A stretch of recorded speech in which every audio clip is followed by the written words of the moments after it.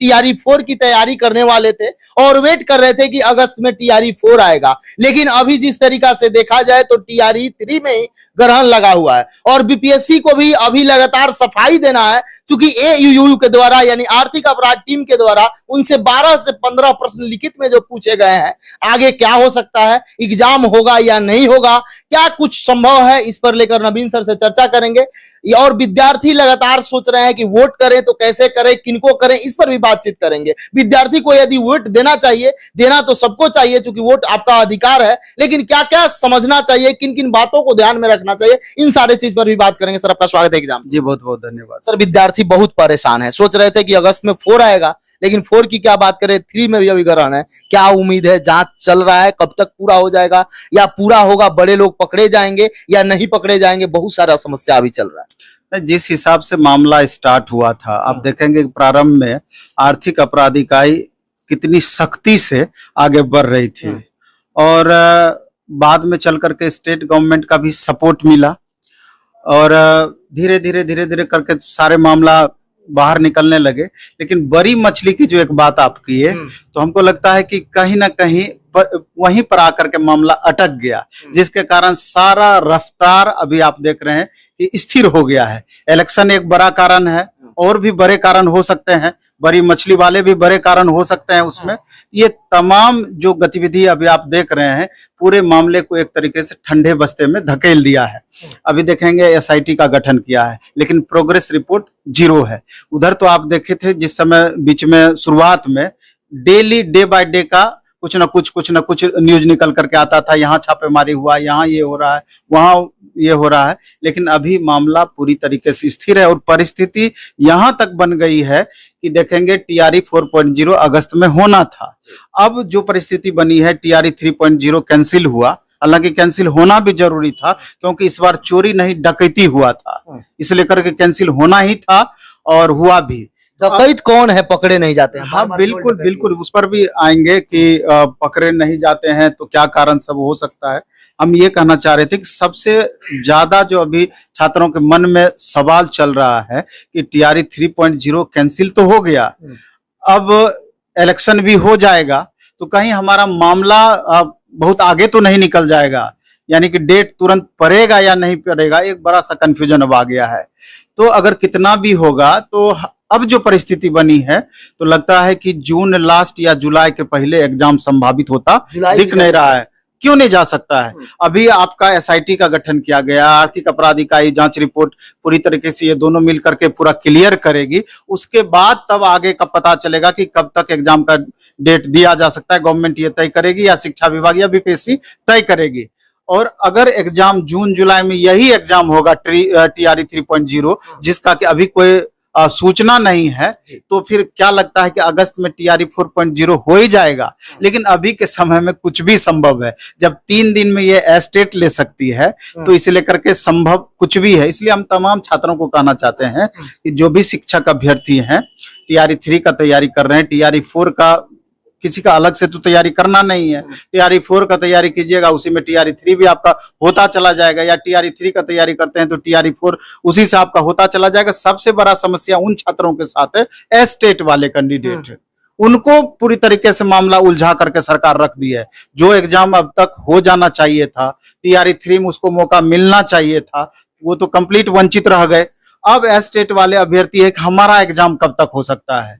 अब ये शंका जाहिर कर रहे हैं कि सर टीआरई 4 में तो निश्चित रूप से हम लोग को मौका मिलेगा ना, उंगली उठा रहे हैं, तो निश्चित रूप से टीआरई 4 में इन छात्रों को मौका मिलेगा। स्टेट वाले अभ्यर्थी को वो इस तरीके से अभी वो तैयारी करें कि टीआरई 4 का तैयारी करें, चूंकि टीआरई का लेवल स्टेट से ज्यादा है। अगर वो टीआरई का तैयारी करेंगे तो स्टेट साथ साथ होता चला जाएगा।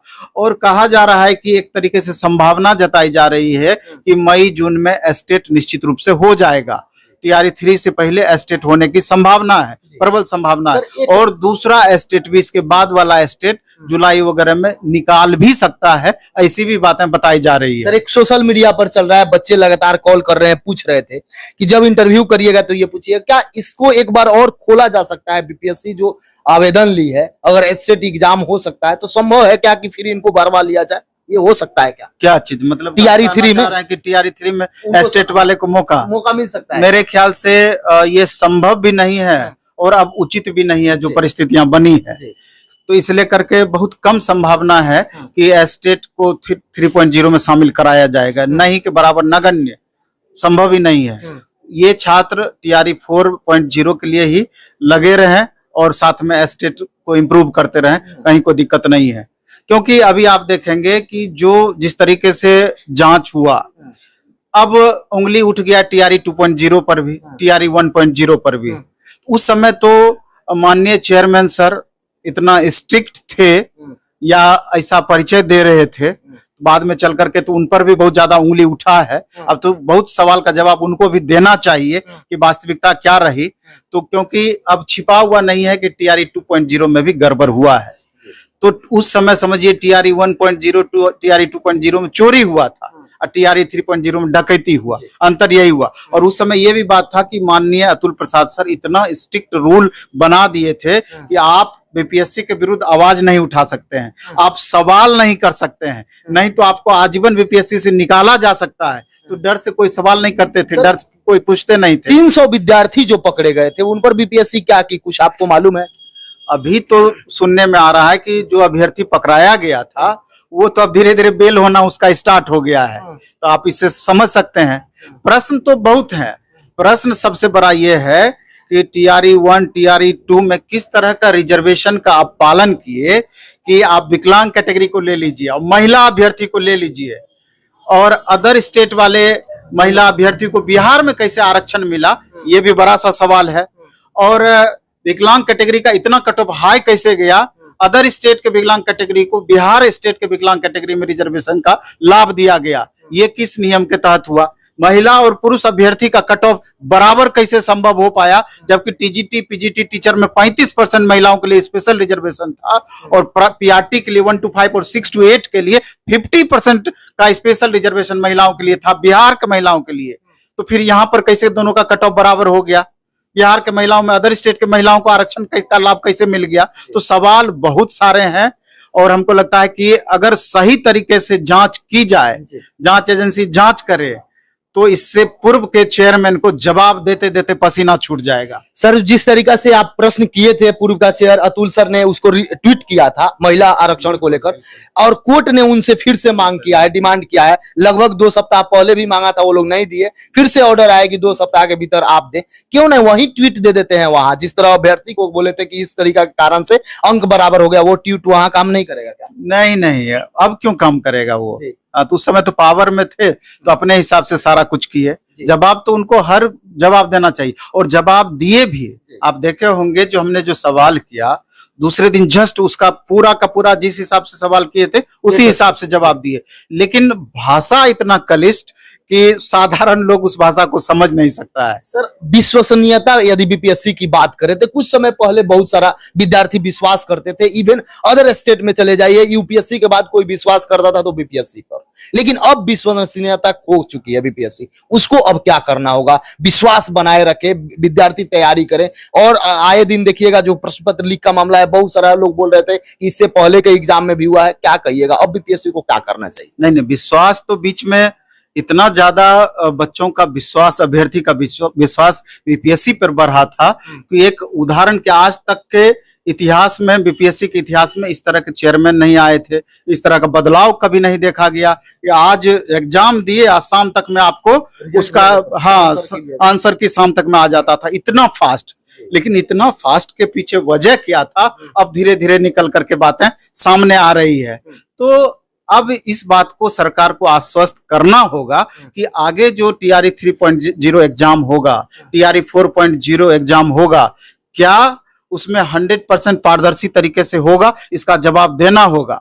अब तो छात्र यहाँ तक, अभ्यर्थी चूंकि आगे इलेक्शन है, अब यहाँ तक प्रश्न करने लगे, अब तो हम नोटा दबाएंगे, तो अब ये होगा। सरकार पर से एक तरीके से विश्वास हट गया। और सबसे बड़ी बात ये देखिए कि आप 7 साल से वैकेंसी नहीं दिए और 1 साल में 4 बार आप वैकेंसी देने जा रहे हैं, और अभी तक आप अटेम्प्ट का मामला भी क्लियर नहीं किए गए हैं कि क्या 3 ही अटेम्प्ट मिलेगा कि 3 से अधिक अटेम्प्ट मिलेगा।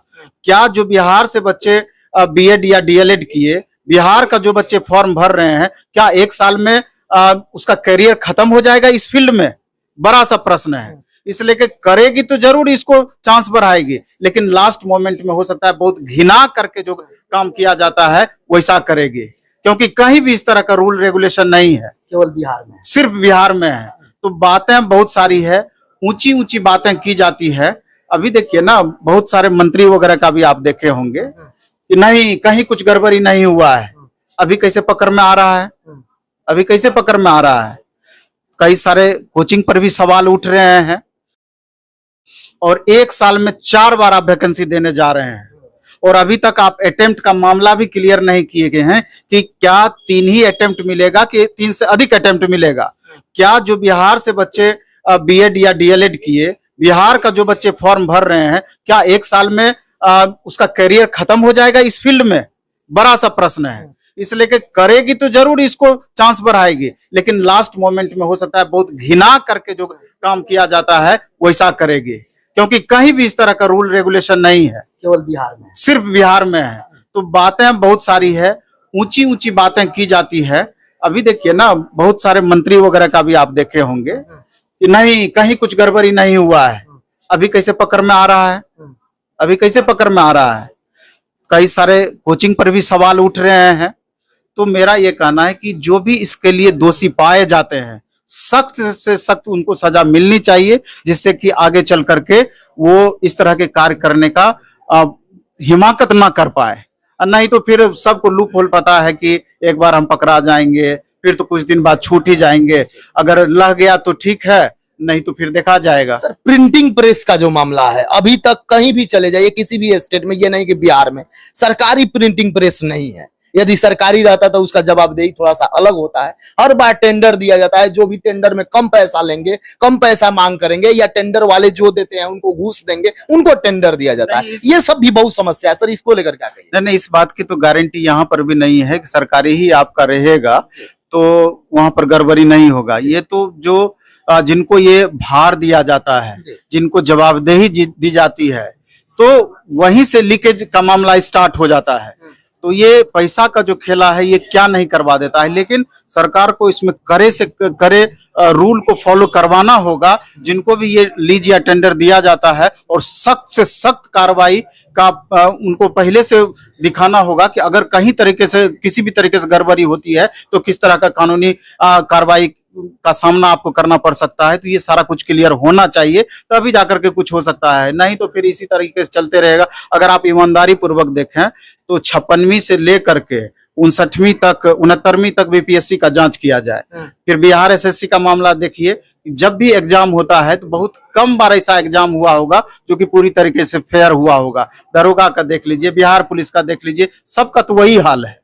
सर, लास्ट प्रश्न ये है, एक बार प्रश्न पत्र लीक हुआ था तो उस समय बार कोड लाया गया था। इस बार भी प्रश्न पत्र लीक हुआ, बड़े पैमाने पर हुआ। क्या बदलाव संभव है? क्या प्रश्न का लेवल बदला जाएगा कि क्या किया जाएगा? क्योंकि बीपीएससी सोच रहे हैं कुछ ना कुछ विद्यार्थी के लेकर क्या करना चाहिए। नहीं, अब बार कोड का जहां तक सवाल है, तो बार कोड के पहले का प्रश्न निकल करके सामने आ गया।